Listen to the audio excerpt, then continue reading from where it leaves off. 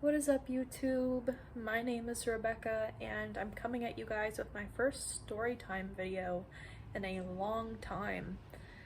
This is a really recent story.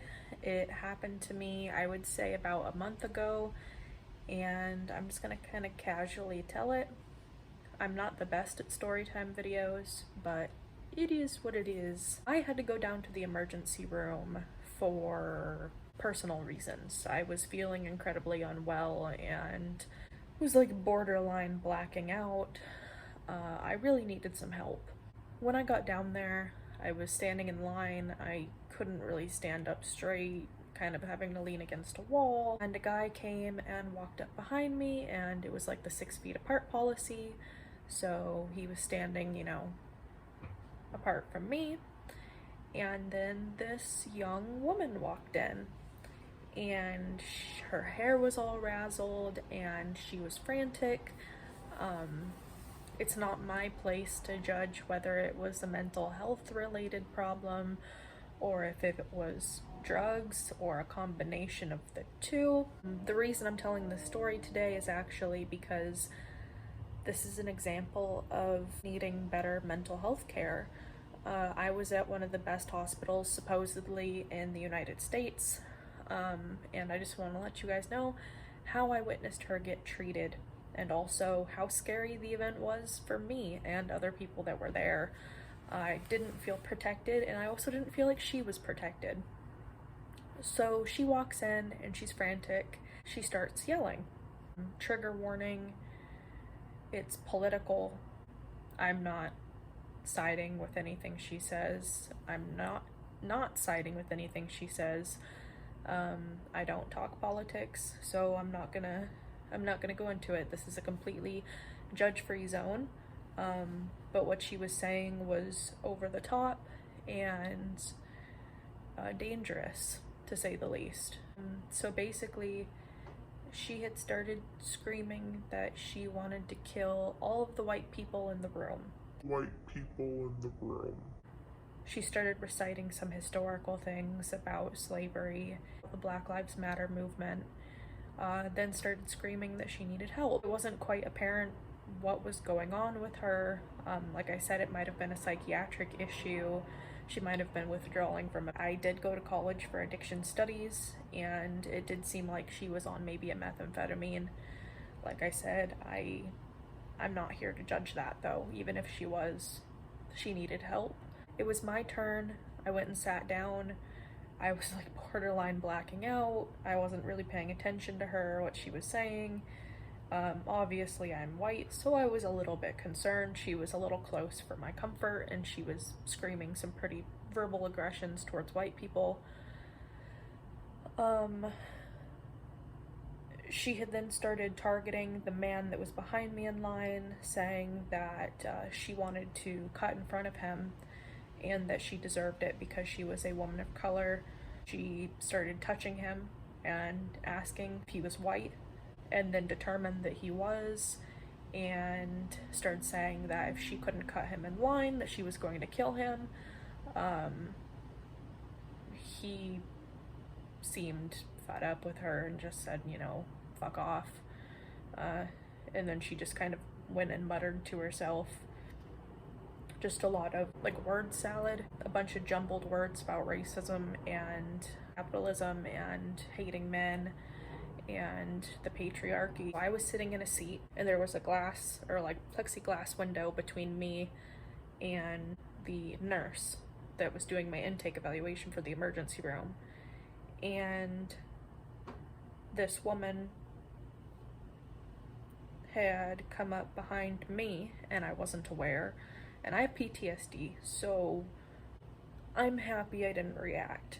But she close-fisted started pounding right over my head, like bam, bam, bam, on the plexiglass, saying, I need help, I need help, I need help, and this white bitch doesn't deserve it.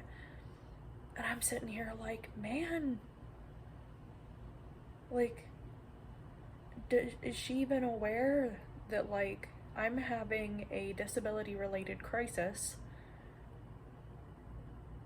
She is assuming that I don't need assistance. I just felt bad for her, but I also felt like my life was at risk. I was making subtle comments, saying like, haha, I don't really feel comfortable, like, with her this close to me, because I was hoping that they would get a security guard in there, because it is a very big hospital, and they have like 10 security guards out in the front, and nobody seemed to care that was on the other side of that plexiglass window. They just were kind of laughing at her, was obviously pissing her off more. And eventually she had pointed out one of the white women that were behind the counter and said, you know, who are you? I'm gonna, you know, just something delusional. She was like, I'm going to get the news in here and tell them all that you're a racist bitch, and, you know, take down this whole hospital because you're all a bunch of white racist people. And they just like laughed at her, which was unfortunate because she needed help. I don't know what she needed, but she needed it. And she needed it quicker than I'm gonna say anybody in there, because she was on the verge of hurting somebody. And luckily I got called to a back room because they had deemed my situation to be more emergent than the other people who were in there. So they got me into an instant triage, so I was shut away from that woman. I had made another comment to the nurse saying, haha, like, wow, there's a girl out there threatening to kill white people. That makes me anxious. Ended up getting sent back out to the waiting room to wait for a CT scan because they were overfilled or overflowing. And luckily she was away from me, but she started pacing back and forth, screaming even louder, saying she wanted to see all white people hung by their necks. She wanted to take all of their money as reparations. She was threatening to rob elderly women that were sitting next to her. And then eventually she stood up and she had put her hand on her throat and she started digging her fingernails into her throat, saying she was going to commit suicide, and looked pretty serious. Eventually somebody came. I don't think he was a security guard. He looked irritated. He was just some like dude in sunglasses, and took her by the arm and walked her out the front door. I don't even think she got mental help. I think she got kicked out of the hospital. That terrifies me. That shows how bad mental help is in Washington State, but let alone supposedly one of the best hospitals in the United States. It was an emergency room. She was having an emergency. You know, yeah, she was being, you know, not right in the head, but that's the problem. She needed maybe some medication or some counseling or someone to help calm her down. Or, you know, a 5150 where she gets put in a psychiatric ward or something. Like, a doctor needed to evaluate her and they decided that it wasn't worth their time.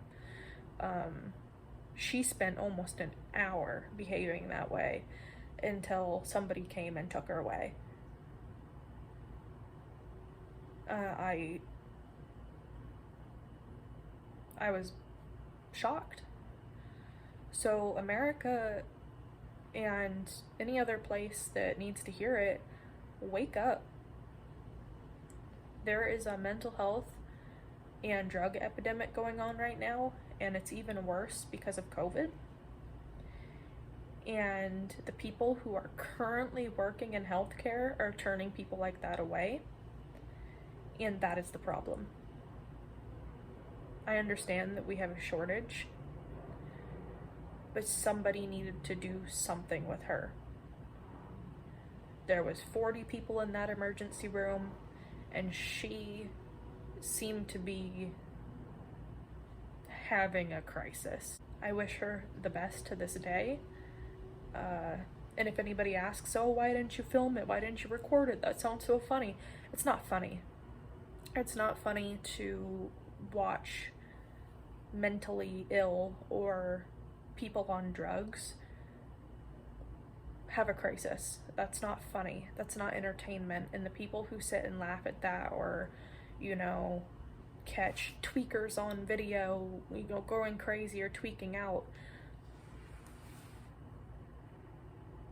have a little bit of compassion. That's another part of the problem. I hope you guys enjoyed my little story. I hope you guys also, you know, give a prayer or a good thought to that young woman that came in to the emergency room. And if you see somebody acting like that, stay safe and try to help the best way that you can. I'm not a medical professional, so I cannot tell you how to stay safe in that situation or what to do. Sometimes I think medical professionals don't even know. I think that we need more research and better education. Just don't be a dick.